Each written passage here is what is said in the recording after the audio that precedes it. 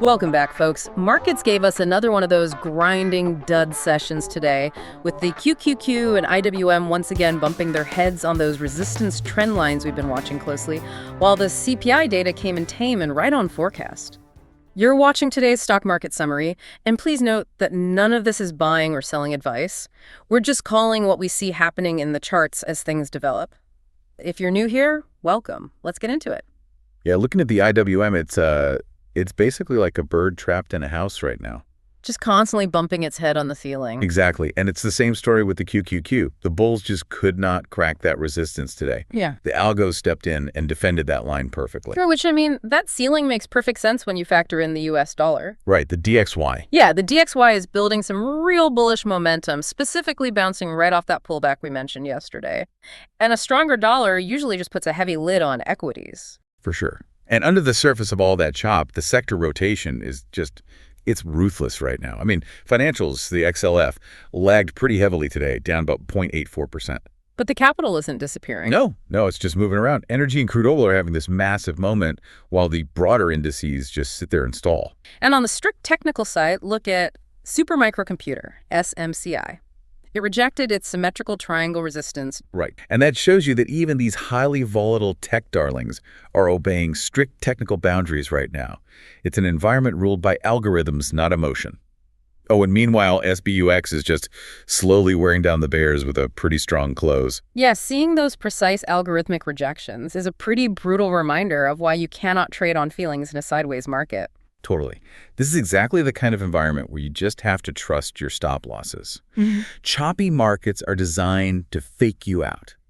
So keeping strict risk management and avoiding emotional exits is really the only way to survive the noise. And just nonchalantly throwing this out there for anyone feeling the chop, if navigating those algorithmic boundaries feels a bit overwhelming, Grok Trade's Mentorship program teaches these exact technical disciplines in much more depth. It really does. Hey, don't forget, if you've got a stock you're watching or a question about the markets, let us know in the comments. We want to know what you're tracking to make these videos more relevant if possible, and we'll do our best to talk about what we see in a future episode. And as always, drop a like if you appreciate these market summaries and click subscribe too so you can stay updated. Now, getting back to the macro side, the main anchor today was the February CPI report, which honestly, it essentially met expectations. Right on forecast. Exactly. Headline inflation, so the overall number, stayed flat at 2.4% year over year.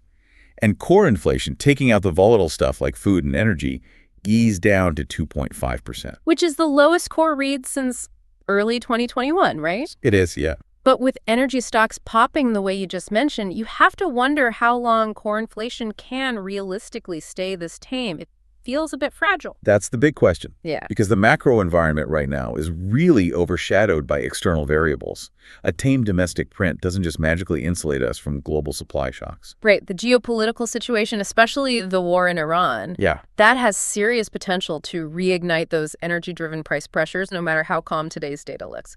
And while we wait for those macro catalysts, crypto and metals are just kind of stuck in the mud. Bitcoin was heavy today, up fractionally, like 0.7%, but lacking real follow-through. And metals are in a similar holding pattern. Gold pulled back about 0.34%, silver down 2.72% as they consolidate after that recent bounce. They're drifting, waiting for a clear signal. And navigating these exact kinds of range-bound days where metals drift, indices respect resistance, and macro news is already priced in, it requires a very specific toolkit. Which really brings us back to the technical strategy we touched on earlier. It does, and that is a core focus of the Grok Trade Mentorship program. We teach traders how to spot these high-probability setups, like Exxon's bull flag, and how to track those subtle sector shifts. It is about enforcing strict rules so you don't fall into emotional traps when the market is just moving sideways.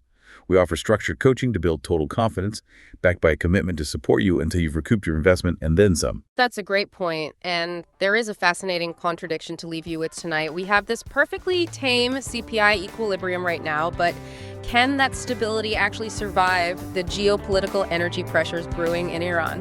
Definitely something to ponder as you look at those energy charts tonight.